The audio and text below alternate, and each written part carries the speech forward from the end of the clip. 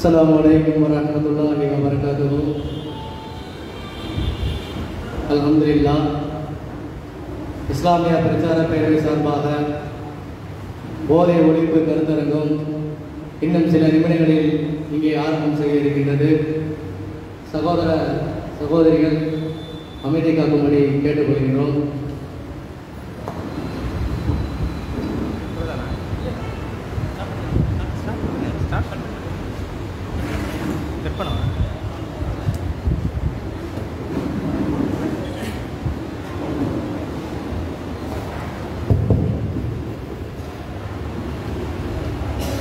أعوذ بالله من الشيطان الرجيم. بسم الله الرحمن الرحيم.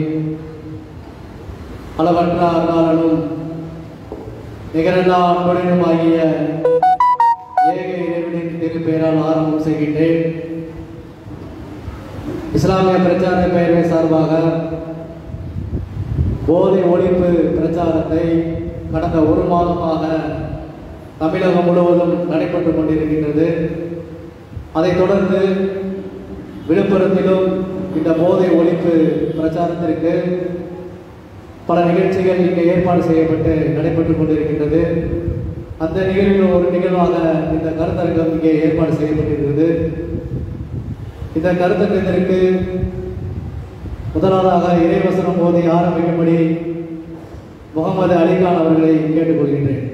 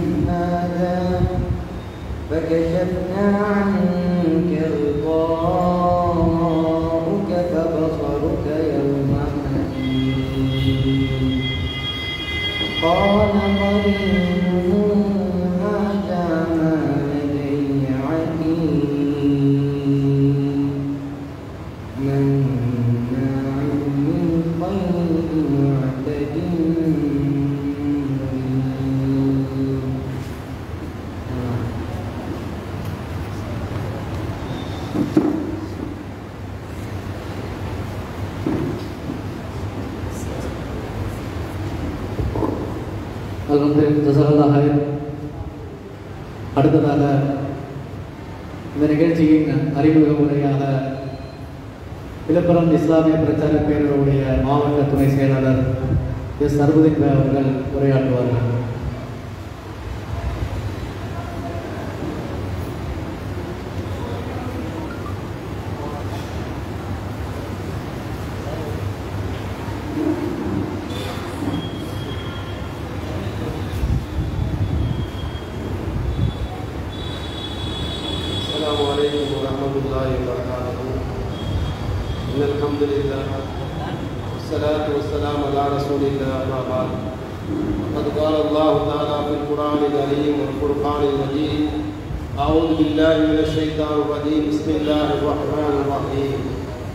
رب اشرح لي صدري ويسر لي امري واحلل عقدة من لساني يفقهوا قولي.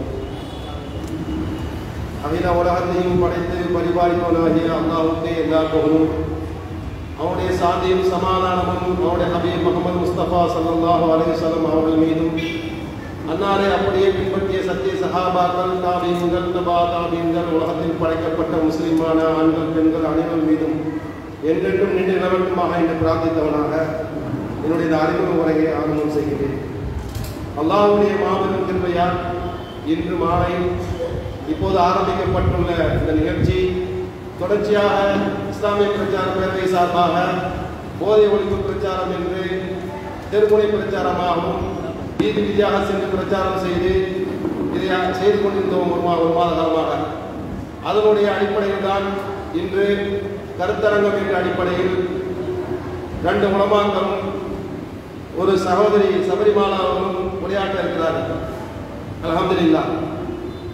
இதன் நோக்கம் என்னென்றால், நாம் வந்திருக்கிறது கம்மியாக இருந்தாலும் இன்ஷா அல்லாஹ் நிறைய வர வேண்டிய இருக்காங்க.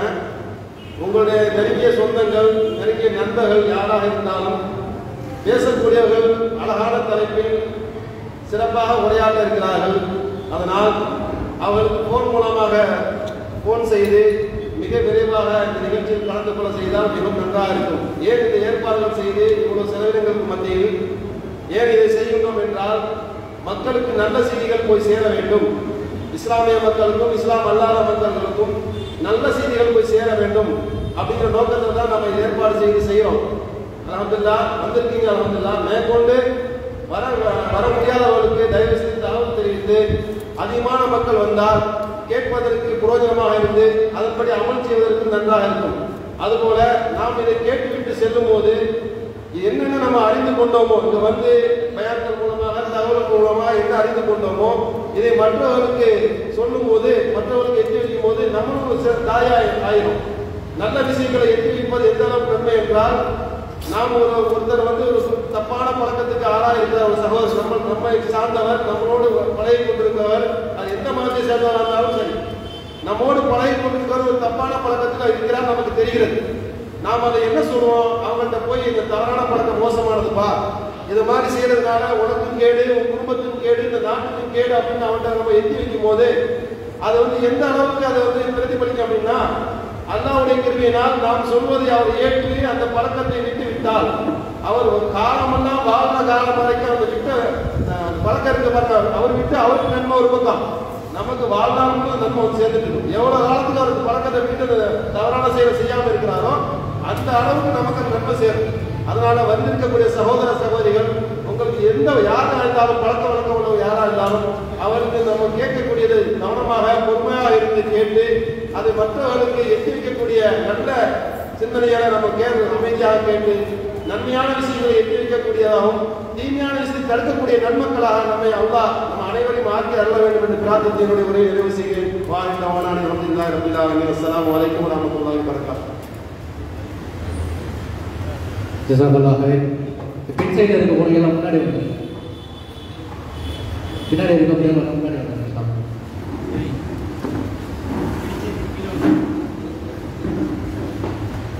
அடுத்ததாக இந்த நிகழ்ச்சியை வரவேற்புரை ஆற்றும்படி ஐபிபி நகர துணை செயலாளர் அவர்கள் அப்துல் ரஷீத் அவர்களை கேட்டுக்கொள்கிறேன்.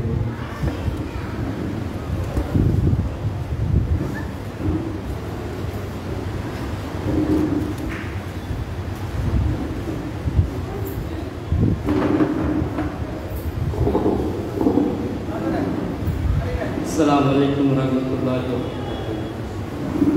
இந்த கருத்தரங்கிற்கு வருகை தந்திருக்கும் சிறப்பு பேச்சாளர்களையும் மாவட்ட மற்றும் நகர நிர்வாகிகளையும் பொதுமக்களையும் வருக வருக என மனம் பணிந்து விழுப்புரம் தெற்கு மாவட்டம் இஸ்லாமிய பிரச்சார பேரவை சார்பாக வரவேற்கின்றோம். அல்ஹம்துலில்லாஹ். அஸ்ஸலாமு அலைக்கும். ஜஸாக்கல்லாஹ் ஹைர்.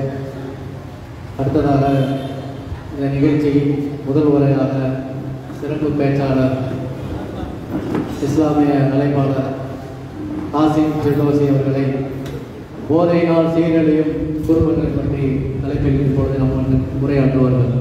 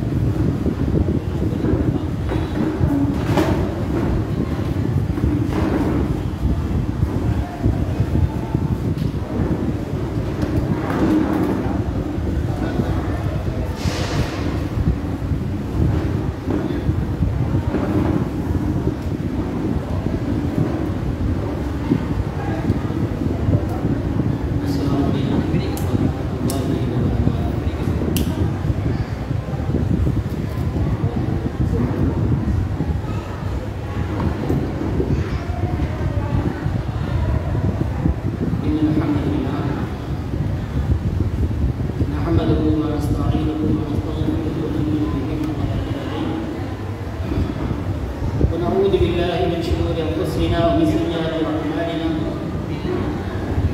من يهده الله فلا مضل له ومن يضلل فلا هادي له وأشهد أن لا إله إلا الله وحده لا شريك له وأشهد أن محمدا عبده ورسوله أما بعد فقد قال الله سبحانه وتعالى في القرآن العظيم والفرقان المجيد أعوذ بالله من الشيطان الرجيم بسم الله الرحمن الرحيم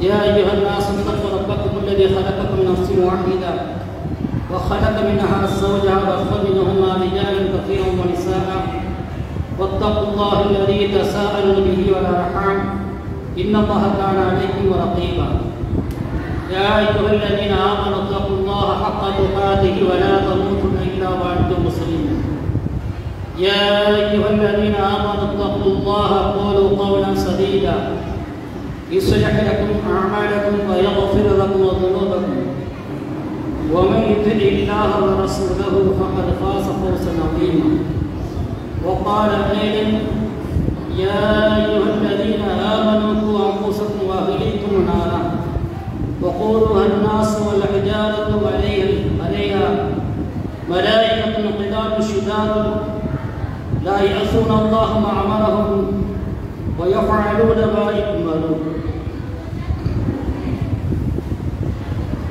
எல்லா புகழும்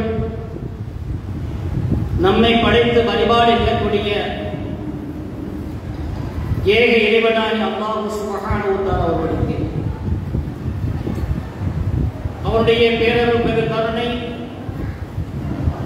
அவனின் தூதர் நம் உயிரில் மேலான நபிகள் நாயகம் ஸல்லல்லாஹு அலைஹி வஸல்லம் அவர்கள் மீது அவருடைய வாழ்க்கை வழிமுறைகளை முன்மாதிரியாய் பின்பற்றி வாழ்ந்த அவரது குடும்பத்தார் அனைவர்கள் மீதும் அருமை சஹாபா பெருமக்களே அவர்கள் மீதும் வழிநின்று வாழக்கூடிய விசுவாசி அவர்கள் மீது இங்கே குறிப்பிட்டிருக்கிற யாவரின் மீதும் அல்லாஹ் சுப்ஹானஹு வ தஆலா தன்னுடைய பேரருளையும் பெரு கருணையும் மன்னிப்பையும் என்றென்றும் நின்று நிலவச் செய்திடுவானாக என்கிற பிரார்த்தனையோடு இந்த உரையை ஆரம்ப செய்கின்றேன். போதை ஒழிப்பு கருத்தரங்கு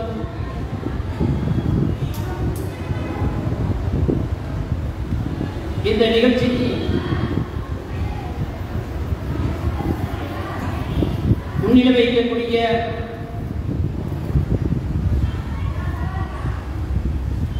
அருமை சகோதரர் எம்ஐ முஸ்தாக்தீன் அவர்களை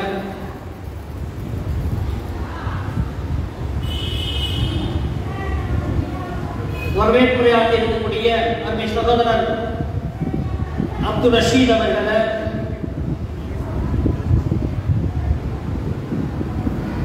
நன்றி முறையாக இருக்கக்கூடிய அருமை சகோதரர் அமீர் சிராஜுதீன் அவர்களை இந்த நிகழ்ச்சியினை ஒருங்கிணைந்து தொகுத்து வழங்கியிருக்கக்கூடிய அருமை சகோதரர் ஹுமாயூன் கபீர் அவர்களை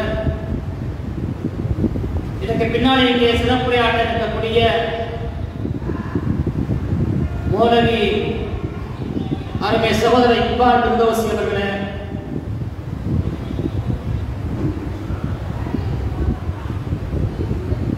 சகோதரி சபரிமாலா அவர்கள் இந்த நிகழ்ச்சியை கண்டு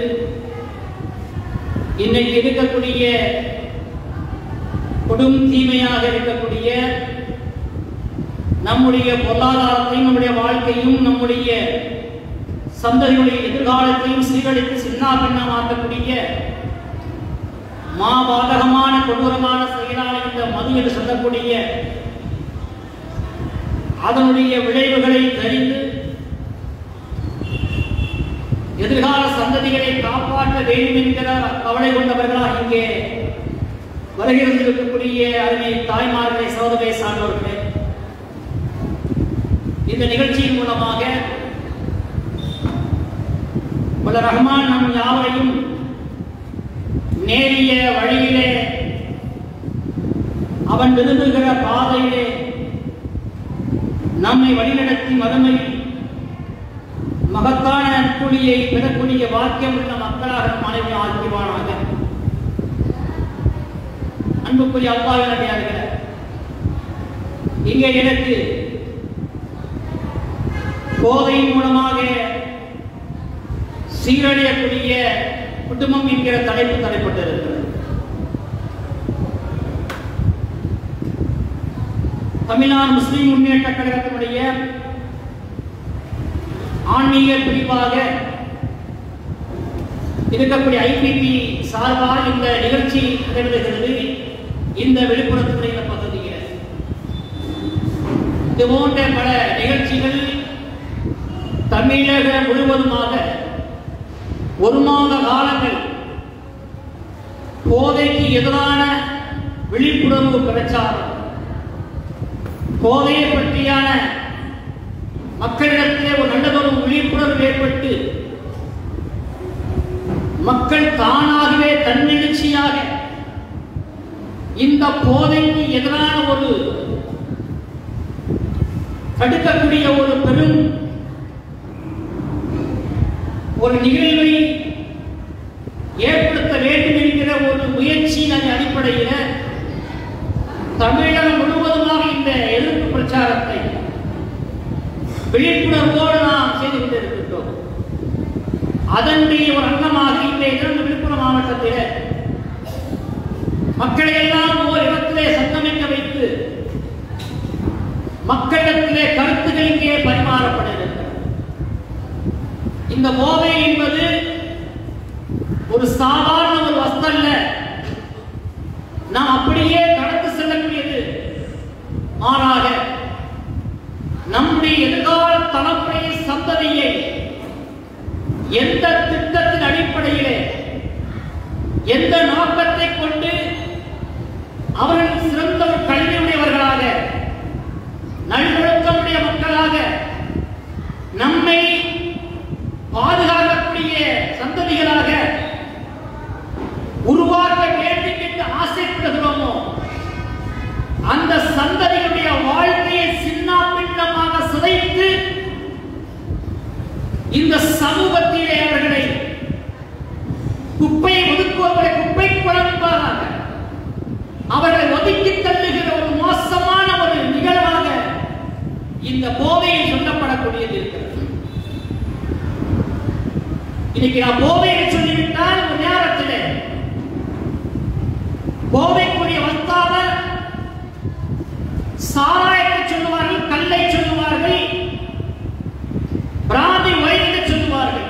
இன்றைக்கு அதையெல்லாம் தாண்டி நவீனம் நவீனம் என்று சொல்வது போல காலத்துக்கு நவீனத்துக்கு தகுந்த வரைய இந்த போதையினுடைய பொருட்கள் உருமாறிக்கொண்டே நம்முடைய வீட்டில் இருக்கக்கூடிய சமையலில் இருக்கக்கூடிய பொருட்கள், சமையலுக்கு பயன்படுத்துகிற பொருட்கள் நமக்கு மருந்தாக பயன்படும் என்று சொல்லக்கூடியது போல நம்முடைய வீட்டில் இருக்கிற பொருளை கூட நம்முடைய பிள்ளையுடைய எதிர்காலத்தை சிதைக்குமோ என்று அச்சப்படும் மனதுக்கு இன்றைக்கு போதை பொருட்களெல்லாம் போதைகள் வரும் என்று கண்டுபிடிக்கிறது.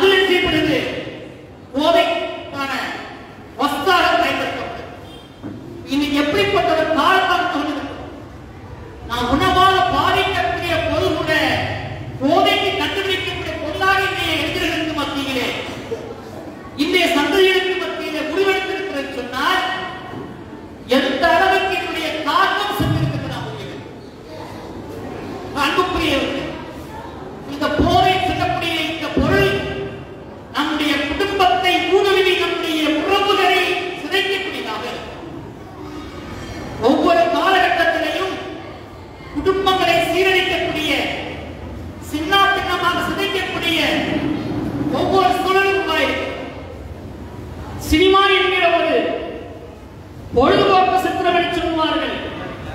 அந்த சினிமாவானது அங்கிருந்து நம்முடைய குடும்பத்துடைய சீரழிவு தொடங்கியது. இன்னைக்கு அழகுறை ஆடைகளோடு ஆபாசம் என்று சொன்னால் என்ன என்று தெரியாத அளவுக்கு ஆடைகள் குறைப்புகள், குறிப்பாக பெண்களிடத்திலே ஆபாசம் வெளிவரக்கூடாது, அவன் எதையெல்லாம் அழகா மறைக்கப்பட வேண்டுமோ அப்படிப்பட்ட மறைக்க வேண்டியதை கூட மறைக்கப்படாத அளவுக்கு அவருடைய உள்ளத்திலே ஒரு விதமான ஒரு எண்ணங்கள் ஏற்பட்டு சொன்னால் அதனுடைய விளைவாக இருக்கிறது சினிமாவுடைய தாக்கமாக. ஆபாசம் கூட அருவருக்கத்தக்கதாக கருதப்பட வேண்டிய நம்மிடத்திலே அவைகள் நமக்கு நாகரிகத்தினுடைய உதயம் மாறி போயிருக்கிறது. காலப்போக்கிலே நம்மிடத்திலே அந்த சினிமாவுடைய தாக்கம் அது என்ன சொல்லுகிறதோ அது அப்படியே உள்வாங்கி நம்மை விடுத்து நமக்கு மாறி போயிருக்கிறது. இன்னைக்கு நடக்கக்கூடிய சமூக கொடுமைகள், சமூக தீமைகள், ஒரு கொலை நடக்கிறது, கொள்ளை நடக்கிறது, கற்பழிப்பு நடக்கிறது சொன்னால் அதனுடைய பின்னணிகளை தாக்குவதாக இருக்கிறது சினிமாவாக.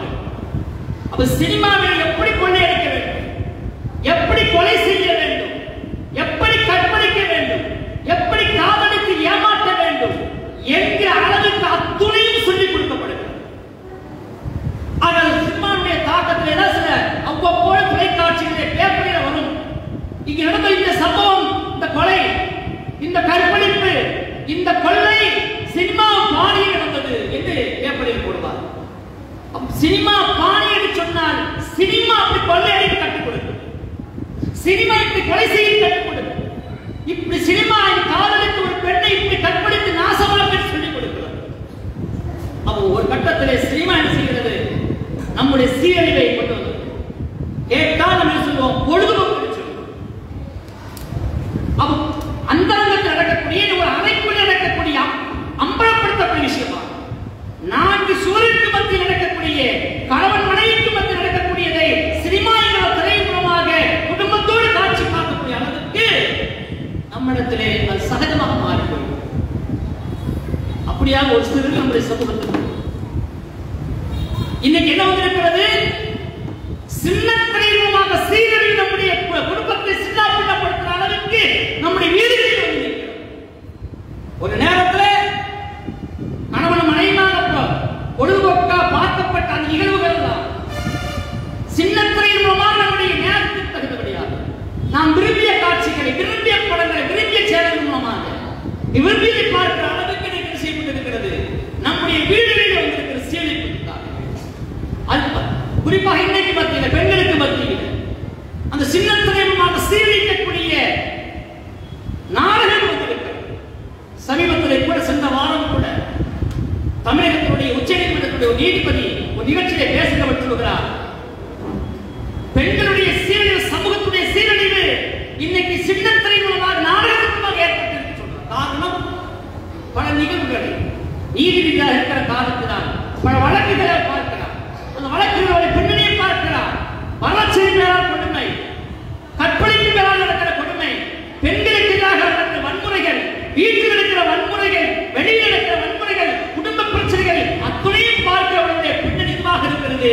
சின்னத்திரை மூலம் வரக்கூடிய நாடகத்தில் வரக்கூடிய அத்துணையும் நடக்கூடிய சீரழிவாக இருக்கிறது என்பதை மிக தெளிவாக தெரிந்திருக்கிற காரணத்தினால் தமிழகத்துடைய உச்சநீதிமன்றத்தின் நீதிபதி இன்னைக்கு சின்னத்திரை மூலமாக சீரழிவு நடக்கிறது. அதே சின்னத்திரை மூலமாக இன்னைக்கு பல்வேறு எதிர்பார்க்கிறோம். கணவனுக்கு கொடுக்க வேண்டிய கண்ணியத்தை கொடுப்பது கிடையாது.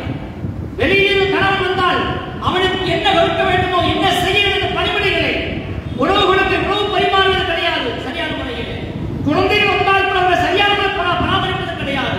தங்களுடைய நேரத்தின் காலத்தை அப்படியே தொலைக்காட்சி முன்னால் எத்தனையோ குடும்ப பெண்கள் பார்த்த விதமாக தன் கை குழந்தை என்ன செய்கிறது என்று கூட தெரியாத அளவுக்கு வீட்டில் இருக்கக்கூடிய தொட்டிகளிலே, தண்ணீர் தொட்டிகளிலே இன்னொரு விஷயத்தின் மூலமாக அதுக்கு விழுந்து மறந்திக்கக்கூடிய ஒரு நிகழ்ச்சியை கூட பார்க்கிறது. தான் பெற்ற பிள்ளை என்ன செய்வது கூட வீட்டில் இருக்கிற அந்த பெண் பார்க்காத அளவுக்கு அந்த சின்னத்திரை மூலமாக காட்டப்படக்கூடிய சினிமாக்களையும் நாடகத்தின் மூலமாக மோகம் கொண்டு தன்னுடைய நேரத்தை இன்னைக்கு சின்னத்திரை மூலமாக சினிமாக்கள் மூலமாக வந்து கொண்டிருக்கிறது. இப்படியா பல்வேறு நிகழ்வை பார்க்கப்படுகிறது. அமெரிக்காவிலே ஒரு வருகிறார். இந்தியாவில் மதுரையில் ஒரு நிகழ்ச்சி நடக்கிறது. மனித உரிமை ஆர்வலராக இருக்கிறார். இந்தியாவில் இருக்கக்கூடிய மக்கள் தங்களுக்கான உரிமைகள் என்ன, தங்களுக்கான கடமைகள் என்ன என்பதை பற்றி சிந்திக்காத அளவிற்கு, இங்கு நடக்கக்கூடிய அநியாயத்தை பற்றி, மனித உரிமை மீறலை பற்றி, தன்னுடைய உரிமையை பறிக்கப்படுவதை பற்றி கூட எந்த சிந்தனையும் இல்லாத அளவுக்கு இருக்கிறார் சொன்னால் அதற்கு காரணம் தன்னுடைய நேரத்தை எல்லாம் முழுக்க முழுக்க இந்த சின்ன திரையிலே அவர் செலவழித்துக் கொண்டிருக்கிறார் என்று அமெரிக்கா ஐநாவுடைய மனித உரிமை ஆர்வம் அவர் வந்து நிகழ்ச்சியை சொல்லுகிறார் என்று சொன்னால் நம் நாட்டிலே பெரும்பாலாக இருக்கக்கூடிய, இன்னும் சொல்ல அடிமட்டத்தில் இருக்கக்கூடிய பாமர மக்களுடைய பொதுமுக சித்திரமாக இன்றைக்கு தொலைக்காட்சிகள் சின்னத்திரை நம்முடைய வீடுகளில் ரோட்டிலே போடக்கூடிய செய்தித்தாளுடைய சேவைதான் நம்முடைய வீட்டுகளில் வைக்கப்பட்டிருக்கிறது. குடும்பத்தோடு நம்முடைய பிள்ளை குட்டிகளோடு நடக்கக்கூடிய அசிங்கத்தை, ஆபாசங்களை, பல்வேறு ஆபாசமான காட்சிகளை ஒரு கணவன் மனைவி வீட்டிலே பிள்ளைகளுக்கு மக்கள் எந்த செயலை செய்வதற்கு வெட்கப்படுவார்களோ அந்த செயலை வெட்கமில்லாமல் புருஷனும் மனைவியும் கணவனுமாக பிள்ளை குட்டிகளோடு குடும்ப சகிதமாக பார்ப்பார்கள். அதனை தாக்கல் எப்படிப்பட்ட சமூகத்தில் மோசமான செயல்பாடு பார்க்கும். இப்படியான சீரழிவு நம்முடைய சமூகத்திலே பல்வேறு வகையான சீரழிவு சின்னாபின்னங்கள் இனி வந்து கொண்டே இருக்கிறது. அதே போல புதுசாக வந்து கொண்டிருக்கிறது ஒரு சீரழிவு பிக் பாஸ் வந்து கொண்டிருக்கிறது. அந்த பிக் பாஸ் மூலமாக இந்த சமுதாயத்துக்கு, இந்த தேசத்துக்கு, இந்த நாட்டுக்கு, இந்த குடும்பத்துக்கு, ஒரு தனிமனித வாழ்க்கை ஒழுக்கத்துக்கு எந்தவித பிரயோஜனம் கிடையாது. அது எவன் நடத்துகின்றான் அவனுக்கு லாபமாக அவன் பணத்தை சம்பாதிக்கிறான். ஆனால் அந்த நிகழ்வை கொண்டு ஒரு குடும்பத்துக்கு ஏதாவது நன்மை இருக்கிறதா, இந்த நாட்டுக்கு ஏதாவது நன்மை இருக்கிறதா, ஒரு தனிமனித வாழ்க்கையுடைய முன்னேற்றத்தை ஒழுக்கத்துக்கு நன்மை தருகிறதா, எந்த ஒன்றும் கிடையாது. அதை பார்ப்பதன் மூலமாக மிக கேடு சமூகத்தை தவிர எந்த மாற்றம் ஏற்படக்கூடாது. இப்படியா ஒரு சீரழிவை கொண்டு கொண்டே இருக்கிறது. இன்னொரு சீரழிவு நம்மை நோக்கி வர இருக்கிறது. இன்னொரு சீரழிவு நம்மை நோக்கி வர இருக்கிறது. அதுக்கு நாம் தயாராகிக் கொண்டே இருக்கிறோம். அந்த சீரழிவை சந்திப்பதற்கு தயாராகிக் கொண்டே இருக்கிறோம். அமெரிக்காவில் 1970 20% ஒரு குடும்பத்திலே பெற்றோர் இருப்பார்கள், 70% இருப்பார்கள், பெற்றோர் இருப்பார்கள், கணவன் இருப்பார்கள், பிள்ளைகள் இருப்பார்கள். 2020 நிலைமை என்னவாக என்று சொன்னால் ஒரு வீட்டிலே முதிர்ந்த பெற்றோர் இருக்கிறார்கள், பிள்ளைகள் இல்லை. ஒரு வீட்டிலே 6% பேர்தான் கணவன் மனைவியாக வாழ்ந்தால் குடும்பமாக வாழ்கிறார்கள். 80% ஒரு குடும்பத்திலே கணவன் மனைவியாக குடும்பமாக இருப்பது கிடையாது. இந்த சீரழிவுக்கு காரணம் என்னவென்று சொன்னால் அங்கே விடுதிகளில் போல காட்சிகள் எல்லா வீடுகளும், விடுதிகள் சொன்னால் அங்கே விடுதிகளே தங்குவது மட்டும்தான் இருக்கும். இந்த மாதிரி தான் எல்லா குடும்பம், எல்லா வீடுகளும் கணவனும் மனைவியும் தங்கக்கூடிய விடுதியாகத்தான் இருக்கிறதே தவிர ஒரு குடும்பம் என்று சொன்னால் குடும்பத்துக்கு என்ன இருக்கு, அந்த தன்மைகள் இருக்கிறார் சொன்னால் இல்லை என்று ஒரு நிகழ்வு சொல்லி காட்டுகிறது. அதுக்கு காரணம் அங்கே யாரும் சமைப்பது கிடையாது, பெண்கள் சமைப்பது கிடையாது. அவர்களுக்கான தேவையை செய்யார்கள். ஆன்லைன் ஆர்டர் கொடுக்கிறாங்க, வீட்டுக்கு வந்து விடுகிறது. விரும்பிய உணவுகளை அவர் சாப்பிட்டு போய் கொண்டிருக்கிறார். இதே போலத்தான் இன்றைக்கு நமது நாடுகளிலேயும் நம்முடைய தமிழகத்திலையும் நாம் விரும்புகிற உணவை ஆன்லைன் மூலமாக ஆர்டர் செய்து கேட்டு வாங்கி சாப்பிட்டு வீடுகளில் சாப்பாடு வருகிறது, சாப்பிடுகிறோம். நம்முடைய காலப்போக்கிலே இதுவே நம்முடைய வீடுகளிலேயும் அடுப்பு தேவையில்லை என்று நிலைமை அது ஒரு பாரமாக பெற்றிருக்கு மாறிவிடும். இது மிகப்பெரிய ஒரு அழிவை அமெரிக்காவில் ஏற்படுத்தது போல ஒரு கணவனுக்கு மனைவிக்கான உணர்வுகள் இல்லாமல், பெற்றோர்களை பற்றிய கடமைகள் உரிமைகள் தெரியாமல், பிள்ளைகளுடைய பாசங்கள் இல்லாமல், எந்த விதமான பண்பாடு நேசம் இல்லாத அளவுக்கு மிகப்பெரிய ஒரு சீரழிவை இந்த தொழில் வர்த்தகமானது நம்மை ஆக்கப்படும். இப்படியாக நம்முடைய குடும்பத்திலே பல்வேறு வகையான சீரழிவுகளை பல்வேறு விஷயங்களுக்கு செய்து கொண்டே இருக்கிறார்கள். அப்ப இந்த நிலைமை மாற வேண்டும். நமக்கு இந்த நிலைமை மாறுகிற பொழுதுதான் நம்முடைய குடும்பம் என்பது ஈர்க்கக்கூடியதாக, ஒரு தாய்க்குரிய உரிமைகள் என்ன, ஒரு தந்தைக்குரிய உரிமை என்ன, கணவனுடைய உரிமைகள் என்ன, மனைவிக்குரிய உரிமைகள் என்ன, பிள்ளைக்கான உரிமைகள் என்ன, உரிமைகளின் கடமையில் முறையாக தெரிந்ததாக இருந்தால்தான் அந்த குடும்பம் ஈர்க்கப்படக்கூடியதாக, வெற்றி பெறக்கூடியதாக அல்லாஹ் சொல்லி காட்டுகிறார். குடும்பம் என்பது இருக்கிறது அல்லாஹ் நமக்கு தந்திருக்கக்கூடிய பெரிய கிஃப்டாக. குடும்ப அமைப்பு என்பது மிகப்பெரிய ஒரு கிஃப்டாக, அன்பளிப்பாக இருக்கிறது. மற்ற நாடுகளை விட நம்முடைய நாடுகளில் தான் இப்படிப்பட்ட உறவு என்பது மிக நெருக்கமாக இருக்கிறது. தாய் தந்தை, அண்ணன் தம்பி, அக்கா தங்கை, சாச்சா பெரியப்பா என்று, சின்னம்மா பெரியம்மா என்று, மாமன் மச்சான் என்கிற உறவுகளோடு நம்மிடத்தில் இன்னைக்கு குடும்ப சூழல் இருக்கு சொன்னால் இந்த அமைப்பு இறைவன் நமக்கு இயல்பாக தந்திருக்கக்கூடிய அமைப்பாக. ஏனென்றால் அல்லாஹ் சுப்ஹானஹு வ தஆலா தன்னுடைய திருமறை நமக்கு அப்படித்தான் சொல்லித் தருகின்றார். எப்படிப்பட்ட உலகாக இருக்கிறார்? வபி ஆயாத்திஹி அன் ஹலக லக்கும் மின் அன்ஃபுசிக்கும் அஸ்வாஜன் லிதஸ்குனு இலைஹா என்று சொல்லி காட்டுகிறார். இந்த குடும்பம் என்பது எப்படி இருக்கிறது சொன்னால், உங்களுக்கு நாம் நினைச்சிருக்கிறோம் கணவன் மனைவி என்று உழைத்திருக்கிறோம். இந்த கணவன் மனைவி என்கிற உறவின் மூலமாக நீங்கள் அமைதி பெறுவதற்காக. குடும்பம் என்று சொன்னாலே ஒரு சிரமம் வருகிற பொழுது, ஒரு கஷ்டம் வருகிற பொழுது எவன் கஷ்டப்பட அவனோடு போவது கிடையாது. அவனுடைய அடுத்த உறவுகள் இப்படி ஒருவருக்கு ஒருவர் தன்னுடைய இரக்கத்தின் மூலமாக, உறவுகளின் மூலமாக, அன்பு பாசத்தின் மூலமாக ஒருவருக்கு ஒத்துழைப்போர் உதவி செய்கிறவர்களாக இருக்கிறார். அல்லாஹ் சுப்ஹானஹு வ தஆலா உறவு என்கிற ஒரு அமைப்பை ஒரு சிறப்புக்குரிய அமைப்பாக, ஒரு சிறந்த ஒரு அமைப்பாக நமக்கு தந்திருக்கான்னு சொன்னால், அந்த குடும்ப சிறந்த அந்த அமைப்பை சிதைக்கக்கூடியதாக, சின்ன பின்னமாக ஆக்கக்கூடியதாக இன்னைக்கு ஒரு மோசமான ஒரு சிறப்பு அது இன்னைக்கு வரவில்லை. மது என்று சொல்லக்கூடிய போதை என்கிற வஸ்து இன்னைக்கு வந்ததல்ல. 2021, 2020, 2010, 2000 வந்ததல்ல.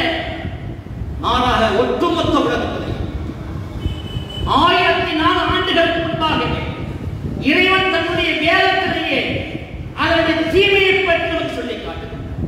அப்படியானால் 14 நூற்றாண்டுக்கு முன்பாகவே, 1004 ஆண்டுகளுக்கு முன்பாகவே இறைவன் இந்த மதுவுடைய தாக்கம் எப்படிப்பட்டதாக இருக்கும், இந்த மது என்கிற இந்த போதை எப்படிப்பட்ட பின் விளைவுகளை இந்த சமூகத்தினுடைய சீர்களை தரும் என்பதை 1000 ஆண்டுகளுக்கு முன்பாக எச்சரிக்கப்பட்டுவிட்டது. நபிகள் நாயகம் ஸல்லல்லாஹு அலைஹி அவர்கள் முஹம்மது ஸல்லல்லாஹு அலைஹி எந்த சமூகத்துக்கு தீர்க்கதரிசியாக, இறை தூதராக, நபியாக அனுப்பப்பட்டார்களோ அந்த சமூகம் என்று இருக்கிறது மதுவினால் மூழ்கி கிடந்தார்கள். மது என்பது நம்மை கொண்டல்ல, ஏதோ ஒரு பாத்திரம் வாங்கி சாப்பிடுகிறவர்களாக இருக்கவில்லை. மதுவை தன்னுடைய வாழ்க்கையை உற்பத்தி செய்கிறார், வீடுகளிலே குலத்தொழிலாக நடத்தக்கூடாது. அது சாதாரணமான வஸ்துக்கள் அல்ல. ஒரு இடத்துல தேனையும் பேரிச்சம்பழத்திலையும் இப்படியான போதை போன்ற வஸ்து 5 வகையான உணவுகளிலே அந்த மதுவை தயார் செய்து கொண்டிருந்தார்கள். அப்படி அவர் மதுவிலேயே மூழ்கி கிடந்தார்கள். மது என்பது அவருடைய வீடுகளிலே பீப்பாவாக பேரலாக அப்படிப்பட்ட வாழ்ந்த மக்களிடத்திலே தான் இறைவன் இந்த மதுவை பற்றி எச்சரிக்கின்றார். 1004 ஆண்டுகளுக்கு முன்பாகவே இந்த மது சமூகத்தில் எச்சரிக்கப்பட்டிருக்கிறார்கள். அப்படியான அந்த மதுவினுடைய தீமை எந்த அளவுக்கு நம்மளை நாசப்படுத்துகிறது, நாசக்கடாகிறது என்பதை நாம் இங்கு பார்க்க முடிகிறது.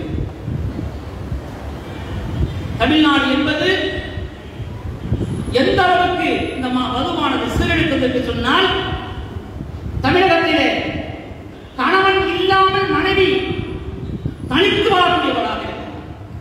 விதவை அதிகமாக வாழக்கூடியவராக இருக்கிறார்கள். அதிகமான விபத்தில் நடக்கக்கூடிய மாநிலமாக இருக்கக்கூடிய மாநிலம் நம்முடைய தமிழ்நாடாக இருக்கிறது. மேற்கு வங்காளத்துக்கு அடுத்தபடியாக தற்கொலை செய்து சாகக்கூடியவர்கள் வருடத்துக்கு ஏறத்தாழ 14,000 பேர் வருடத்திற்கு தற்கொலை செய்து சாகிறவர்கள் இந்த தமிழ்நாடாக இருக்கிறது. அப்படிப்பட்ட நாடு நம்முடைய நாட்டிலே இந்த நிகழ்வுக்கு எது அடிப்படை காரணம் என்று சொன்னால் போதையாக இருக்கிறது. இந்த போதை மூலமாகத்தான் இந்த அடிப்படை இப்படிப்பட்ட சீரழிவுகிறது. 85% போதை கடுமையாக யாரும் சொன்ன சாதாரண எளித படிக்க தெரியாத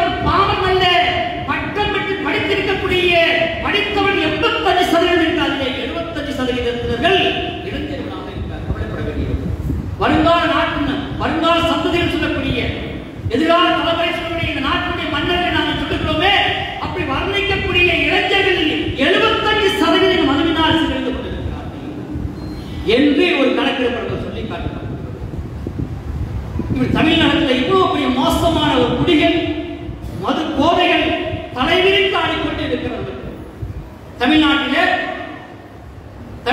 தமிழ்நாடு மகிழான ஒரு அறிவிப்பை கொடுக்கிறது. தமிழகத்தில் நடக்கக்கூடிய குடும்ப வன்முறைகள், பெண்களுக்கு எதிராக நடக்கக்கூடிய வன்முறைகள் அதிகமாக இந்த போதையுடைய விளைவாகத்தான் நடக்கிறது என்பதாக நமக்கு சொல்லிக் காட்டுகிற அளவிற்கு போதையுடைய மோசமான நிகழ்வு நடக்கிறது. சுருக்கமாக சொன்னால் கணவன் மனைவிக்கு மத்தியிலே அன்போடு நேசத்தோடு பாசத்தோடு வாழக்கூடிய மக்களுக்கு மத்தியிலே மிக மோசமான நிகழ்வு நடக்கிறது. எந்த கணவன் அன்பு செலுத்தி மனைவி மீது அன்பு செலுத்தணுமோ, எந்த குடும்ப தலைவர் இந்த தகப்பத்த பிள்ளை மீது அன்பு செலுத்த வேண்டுமோ, பிள்ளையை படிக்க வைக்க ஆசைப்படக்கூடியவன், நான் படிக்கவில்லை, எனக்கு படிப்பதற்கான சந்தர்ப்பம் கிடைக்கவில்லை, என்னுடைய பொருளாதாரம் என்னுடைய வாழ்க்கை சூழல் நான் படிப்பதற்கான வழியை வகுக்கவில்லை, ஆகவே என் சந்ததிகளை என்னுடைய பிள்ளைகளை சிறந்த கல்வியை கொடுத்து அவனை இன்ஜினியராகவோ டாக்டராகவோ வக்கீலாகவோ ஆக்கிய ஆசைப்படுறதோ அப்படிப்பட்ட குடும்பத்தலைவராக இருக்கக்கூடிய தகப்பனாக இருக்கக்கூடிய அவன் தன்னுடைய பிள்ளையை குடிபோதையால் கல்லில் எடுத்து அடிக்கிற அளவுக்கு, அருவாளை எடுத்து கத்தி எடுத்து அவனுடைய உயிரை பறிக்கிற அளவுக்கு இன்னைக்கு போதை என்பது தெரிவித்தார். ராமநாதபுரம் மாவட்டத்தில் இந்த வருடம் 3வது மாதத்தில் நிகழ்வு நடக்கிறது. முனிசாமி மல்லிகா என்று சொல்லக்கூடிய தம்பதிகள் 4 வயதில் ஒரு குழந்தை இருக்கிறது, 2 வயதில் ஒரு குழந்தை இருக்கிறது, ஆணும் பெண்ணுமாக இருக்கிறார். கணவன் குடிகாரனாக இருக்கின்றார். கணவன் குடிகாரனாக இருப்பது மட்டுமல்ல, குடும்பத்துக்கு எந்த ஒன்றும் தந்தது கிடையாது. ஆகவே அந்த பெண்ணாக தன்னுடைய குடும்பத்தை பாதுகாப்பதற்காக வேண்டி, குடும்ப தேவைக்காக வேண்டி, பிள்ளைகளுக்காக வேண்டி அவர் கூலி வேலை செய்து அந்த குடும்பத்தை காப்பாற்றுவதற்காக வேண்டி அவர் வேலை செய்து கொண்டு வரக்கூடிய வருமானத்தை பிடிவிடும். அதோடு நிறுத்துவது கிடையாது. குடிக்க அவனுக்கு போதை தலைக்கு வேறுகின்றால் என்ன செய்வது என்று தெரியவில்லை. ஆக இரவாகிவிட்டால் மனைவியை சித்திரவதைப்படுத்துகின்றான், நெருப்பை கொண்டு அவன் சூழ் வைக்கின்றான், இப்படி பல்வேறு வகையான காரியத்தை செய்கின்றான். ஒரு கட்டத்திலே இனிமேல் இவன் வாழ முடியாது, வாழ்வதற்கு சாத்தியமில்லை என்று மட்டுமில்லாமல் அவன் முறையை கொண்டு கிடைக்கிற பொழுது குடிசை வீட்டிலே மண்ணெண்ணையை ஊற்றி தீ வைத்து கொடுத்து அவனை கைக்கட்டார். ஒரு பெண், இந்த பெண்ணுக்கு செய்வதற்கு துணியாதோ அந்த பெண்ணானவள் இப்படிப்பட்ட ஒரு காரியத்தை செய்ய சொன்னால் எந்த அளவுக்கு அந்த பெண்ணுக்கு அந்த கணவனின் மூலமாக ஒரு துன்பங்கள் துயரங்கள் ஏற்பட்டிருக்கின்றது பார்க்க. அதே போல ஒரு கோயம்புத்தூரிலே அனைத்து இந்திய ஜனநாயக மாத சங்கத்தின் சார்பாக ஒரு நிகழ்ச்சி நடக்கிறது. அந்த நிகழ்ச்சிகளிலே மதுவினால் மதுவி சீரழிவால் எந்த அளவுக்கு பெண்கள் பாதிக்கப்பட்டிருக்க, குடும்பம் பாதிக்கப்பட்டிருக்கிறது ஒவ்வொருவரும் தன்னுடைய நிகழ்வை சொல்லி காட்டுகிறார். அங்கே ஒரு மனிதர் சொல்லுகின்றார், என்னுடைய நான் குடிகாரனாக இருந்தேன், என்னுடைய மனைவி என்னை பிடிக்காத தடுத்தால் 3 குழந்தைகள் இருந்தது, ஆக அவருடைய சொல்லை கேட்கவில்லை, சம்பாதிக்கிற சம்பாதித்தில் நான் வருமானத்தில் குடியிலே சீர்விட்டேன். ஒரு கட்டத்திலே என் மீது இருக்கிற கோபம், வீட்டில் இருக்கிற மண்ணெண்ணை தலையிலே ஊற்றி தீ வைத்து எரிகிற நேரத்திலே காப்பாற்ற முயற்சித்து என் கை போனதின் முகம் வந்தது, அவர் செத்து போய்விட்டார். நான் பிழைத்துக் கொண்டேன். 3 குழந்தை காப்பாற்ற முடியாமல் என்னுடைய அத்தை காப்பாற்றுகிறார் என்று சொல்லும் அளவுக்கு மோசமா நிகழ்வு சொன்னால் இந்த சீரழிவு தாய் இல்லாமல் அந்த குழந்தை தத்தளிக்கிறது, தந்தை இல்லாமல் தன் பிள்ளைகள் அனாதையாக இருக்கிறது, கணவன் இல்லாமல் பெண்கள் எத்தனை பெண்கள் விதவையாகிறார்கள். இப்படி பல்வேறு குடும்பங்கள் சின்ன பின்னமாக சீரழிந்து செய்து கொண்டிருக்க சொன்னால் அது மூல காரணமாக எதுவாக இருக்கிறது? இந்த மதுவாக. 11 வயசு பையன் ஆனந்தம் என்கிற பெயர், தெய்வீக ஆனந்தம் இருக்கு, வாழ்க்கையில் ஆனந்தம். அவர் சொல்லுகிறார், என் தந்தை குடித்து விட்டு வருவார், மாலை ஆனால் குடித்து விட்டு வருவார், என்னுடைய தாய் அடிப்பார், இருவருக்குமாக சண்டை நடக்கும். இப்படியே சண்டை நடந்து என் தாய் என்னை விட்டு என்னுடைய தந்தையை விட்டு பிரிந்து விட்டார். இன்னைக்கு நான் இந்த 11 வயதிலே இந்த அநாத இல்லத்திலே அடைக்க புகுந்திருக்கிறேன். படித்து பட்டம் வாங்கி வேலையை சந்திக்க வேண்டிய கை நிறைய வருமானத்தை பெற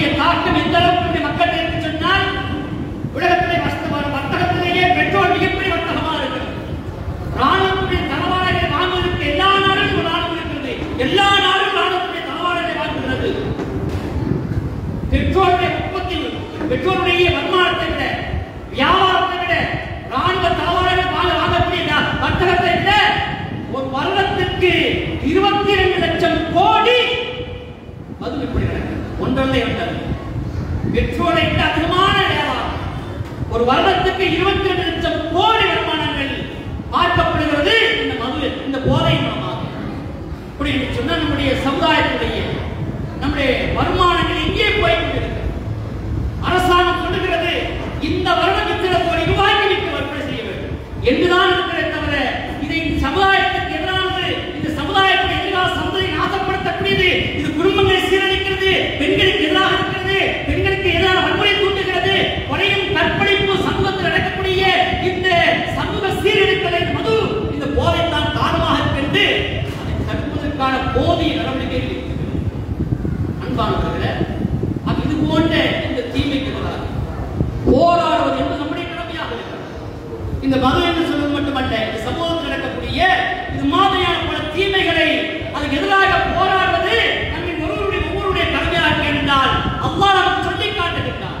உங்களில் ஒரு சமூகம் இருக்க வேண்டும், ஒரு கூட்டம் இருக்க வேண்டும், அந்த கூட்டம் தீமைக்கு எதிராக போராடக்கூடியவர்களாக இருக்க வேண்டும். வீட்டுமாசம் சொல்லுகிறார்கள், ஒரு தீமை நடக்க நீங்கள் பார்க்கிற பொழுது உங்கள் தரத்தை கொண்டு தருங்கள், அதுக்கு முடியாதவர்கள் ஒரு நாளை கொண்டு தருங்கள், அதுக்கு முடியாதவர்கள் தீமை விளையாது. தீமை இந்த சமூகத்திலே தடுப்பதற்குரிய கடமையாக, ஒரு குடும்பம் சீரழிவை தடுப்பதற்குரிய கடமையாக, இந்த தீமைகளை தடுப்பது நம்முடைய ஒவ்வொருவருடைய கடமை இருந்து கொண்டு கண்டுபிடிக்கிறது.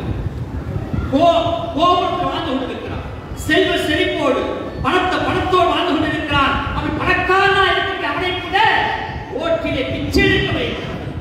ஒரு பத்திரிகா சென்னையிலே ஒரு 33 இருக்கக்கூடிய மனிதரை கேட்கிறார், 60 வயசு வரைக்கும் ஒரு மனிதர் புதியவற்றை கேட்கிறார், நீங்க ஏன் நீங்க குப்பை தொட்டியில கிடக்கிறீர்கள், அது இருக்கக்கூடிய கழிவுகளை எடுக்கிறீர்கள் கேட்கிறார். அவர் சொல்கிறார், நான் ஆட்டோ வைத்து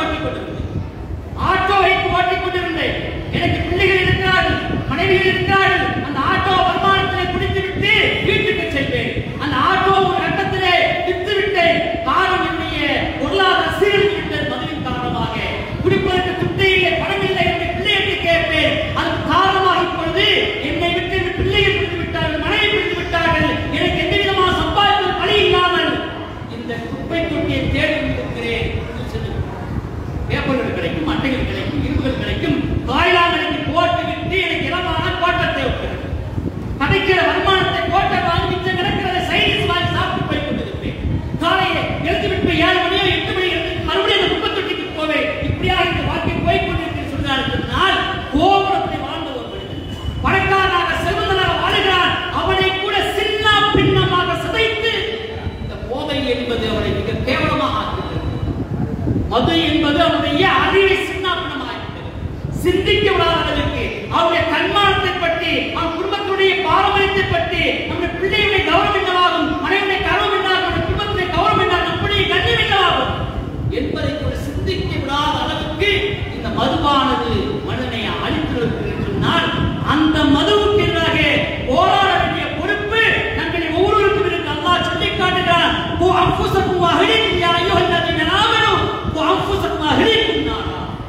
இறை நம்பிக்கையாளர்களே, இறை விசுவாசிகளே, உங்களை உங்களுடைய குடும்பத்தார்களையும் நரகத்துடைய நெருப்பிலிருந்து பாதுகாத்துக் கொள்ளுங்கள். அந்த நரகத்துடைய எரிபொருளாக மனிதர்களும் கல்லுமாக இருக்கிறார்கள். அல்லாஹ்வும்ம அலைஹா மலாயிகத்துல் கிலால் ஷிதாத், அந்த நரகத்திலே கடின சித்தம் கொண்டிருக்கக்கூடிய பலசாலியான மலக்குமார் மாணவர்கள் இருக்கிறார்கள். அவர் இறக்கப்பட மாட்டார்கள். லா யஸூனல்லாஹு அமரஹும், அல்லாஹ் அவர்களுக்கு எதை கட்டளையிட்டாரோ அதை செய்திருப்பார்கள். வயஃபஅலூன மா யுமரு, அவர் கட்டளையிட்டதை செய்வார்கள். ஆக நரகத்திலே கடினமான மலக்குகள் இருக்கிறார்கள் சொல்லி காட்டுகிறார். ஆக அல்லாஹ் சொல்லுகிற பொழுது இறை நம்பிக்கை கொண்டவர்களே, உங்களையும் உங்கள் குடும்பத்தார்களையும் காப்பாற்ற வேண்டிய பொறுப்பு இருக்கிறது. நம்முடைய குடும்பத்தை பாதுகாப்பது, நம்முடைய மனைவியை பாதுகாப்பது, நாம் பெற்ற பிள்ளைகளை பாதுகாப்பது, அவர்களுடைய வாழ்க்கை சிதைந்து போய்விடக்கூடாது, சீரழிந்து விடக்கூடாது, வழிகேட்டு போய்விடக்கூடாது. இன்றைய காலத்திலே இந்த உலகத்தில் உருவாகக்கூடிய நம்முடைய வாழ்க்கையை சீரழிக்கக்கூடிய எது தீமையானதோ, எது அனுமதிக்கத்தக்கதோ, எது மானக்கேடானதோ அதன் பக்கமாக நம்முடைய சந்ததியில் போய்விடக்கூடாது என்று தடுக்க வேண்டிய பொறுப்பு நம்மை ஒவ்வொருவருக்கும். அந்த பொறுப்பின் அடிப்படையிலே இந்த சமூகத்தில் இந்த போதைக்கு நாம் பாதுகாக்கணும். இன்னைக்கு குடும்பம் எப்படி இருக்கிறது? அல்லாஹ் சொல்லி காட்டப்பட்ட திருமறையிலே வமின் ஆயாத்தி அல் ஹலகலக்கும் அன்ஃபுசிக்கும் அஸ்வாஜன் தஸ்குனு இலைஹா, கணவனை பற்றி மனைவி கொடுத்திருக்க வேண்டும், மனைவியை பற்றி கணவன் கொடுத்திருக்க வேண்டும். அல்லாஹ் சொல்லுகிறான், நம்முடைய அத்தாட்சியில் உண்டாக இருக்கிறது. உங்களிலிருந்து உங்களுக்கான மனைவியை, உங்களுக்கான ஜோடியை படைத்திருக்க அஸ்வாரில் தஸ்குலையா, அந்த மனைவியிடத்தில் நீ அன்பு நீ அமைதி பெறுவதற்காக அந்த ஜோடியை நீ அமைதி பெற வேண்டும். ஆக இன்னைக்கு இந்த ஒவ்வொரு குடும்பத்திலையும் இது மாதிரி மனைவியை கொண்டு கணவனுக்கு, கணவனை கொண்டு மனைவிக்கு அமைதி பெறுகிற ஒரு சூழ்நிலை இருக்கிறார் சொன்னால் கணவனை பற்றி மனைவி புரிவதில்லை, மனைவியை பற்றி கணவன் புரியாத அளவிற்கான ஒரு சீரழிவு ஏற்பட்டுக் கொண்டிருக்கிறது. அப்ப ஒவ்வொருவரும் ஒவ்வொரு புரிந்தவர்களாக வாழ வேண்டும். கணவனுக்கு சில கடமைகள் இருக்கிறது, குடும்ப தலைவனுக்கு ஒரு கடமை இருக்கிறது, மனைவிக்கு ஒரு கடமை இருக்கிறது. குல்லுக்கும் ராயும் குல்லுக்கும் மசூல் சொல்லி காட்டுகிறார். உங்கள் ஒவ்வொருவருக்கும் பொறுப்பு இருக்கிறது. உங்கள் பொறுப்பை பற்றி நீங்கள் விசாரிக்கப்படுவீர்கள். கணவனுக்கு பொறுப்பு இருக்கிறது, மனைவிக்கு பொறுப்பு இருக்கிறது. குறிப்பாக பெண்களுக்கு 2 வகையான பொறுப்பு இருக்கிறது. அல்லாஹ் சொல்லுகிறார், என்ன பொறுப்பு இருக்கிறது? அவனுடைய பிள்ளைகளை பாதுகாப்பது, உங்களை விட்டு சென்றிருக்க அவனுடைய கற்பையை பாதுகாப்பது. இந்த 2 பொறுப்பு உங்களுக்கு இருக்கிறது. அப்ப கணவனுடைய பிள்ளைகளை பாதுகாப்பது என்பது நம்முடைய கடமையாக இருக்கிறது. அல்லாஹ் சொல்லுகிறார்கள், ஒவ்வொரு குழந்தையின் உலகத்திலே பிறக்கிற பொழுது இயற்கை மாற்றத்திலே பிறக்கிறது, இறைவனுடைய மாற்றத்திலே பிறக்கிறது. அந்த குழந்தையை வெளியிட்டு போவதற்கான காரணம் யாராக இருக்கிறார்கள்? தாயும் தந்தை தான். தாய் தன்னுடைய வளர்ப்பு எதுவாக இருக்கிறதோ, நூலை போல சேலை என்று சொல்வார்களே, தாய்ப்புடைய பிள்ளை, அதுபோல ஒரு பெற்றோருடைய பிள்ளைகளை எந்த எண்ணத்தோடு, எந்த குறைகளோடு, எந்த தன்மையோடு வளர்க்கிறார்களோ அதே போலதான் அந்த பிள்ளைகளுடைய எதிர்காலம் என்பதாக அல்லாஹ்வுடைய தூதர் சொல்லியிருக்கிறார். அப்ப நான் வளர்க்கிற வளர்ப்பு இருக்கிறதே, அந்த வளர்ப்பை கொண்டுதான் நம்முடைய சந்ததியுடைய பிள்ளைகள் வளர்வார்கள். அப்படியானால் ஒரு தாய் தந்தை இருக்கிறது ஒரு பிள்ளையுடைய முதல் பள்ளிக்கூடமாக, முதல் பாடசாலையாக இருக்கிறது. தாயை பார்க்கிறான், பிள்ளையை தந்தையை பார்க்கிறான், தந்தையுடைய தாயுடைய செயலிவோ அதுதான் அவனுடைய வாழ்க்கையை வெளிப்படக்கூடியதாக.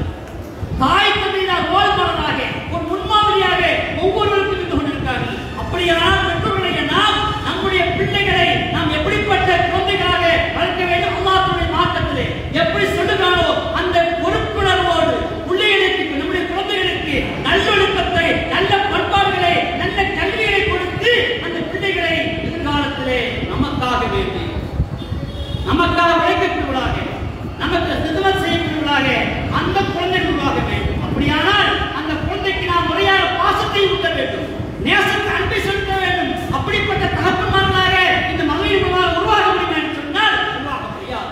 நபிகள் நாயகம் ஸல்லல்லாஹு அலைஹி வஸல்லம் அவர்களிடத்திலே ஒரு மனிதர் இருக்கிறார்கள்.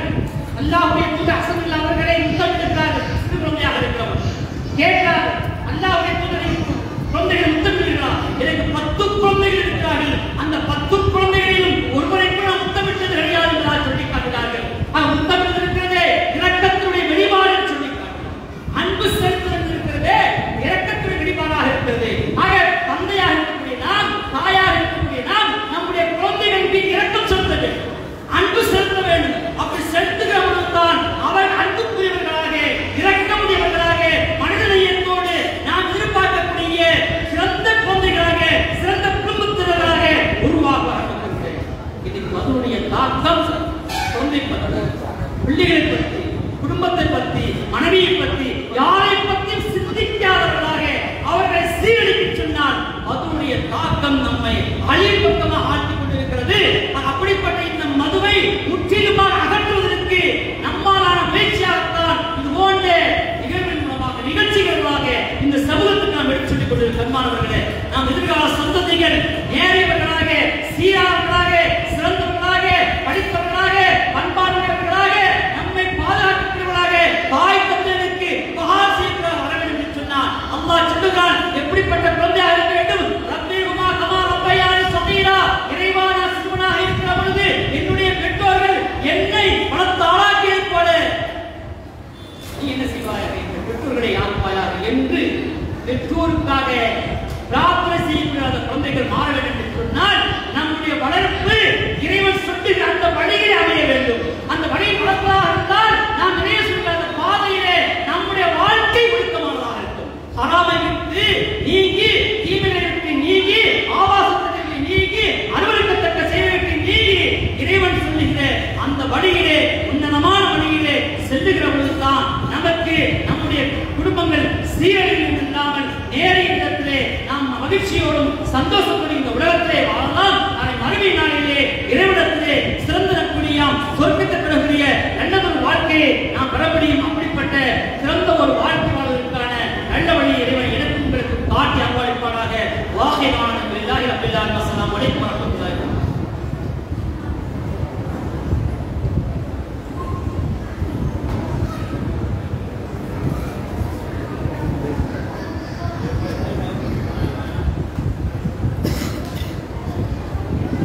ஜஸாக்கல்லாஹ். ஹஸரத் அவர்கள் அருமையாக போதை என்பது போதைப் பொருள் மட்டுமல்ல, சினிமாவும் ஒரு போதை தான்.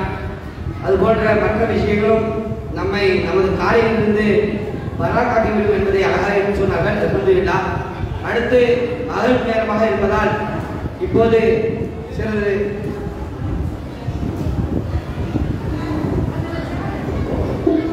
அல்ஹம்துலில்லாஹ்.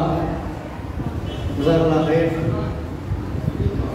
அடுத்ததாக ஒரு சிறிய உரையாக வெள்ளாத்தலம் தாருசலாம் மகளிர் கல்லூரி சார்பாக சகோதரி ரஷீதா அவர்கள் இப்பொழுது உரையாற்றுவார்கள். பெண்கள் தரப்பிலிருந்து அங்கே மைக் தரோம், அங்கிருந்து உரையாற்றுவோம்.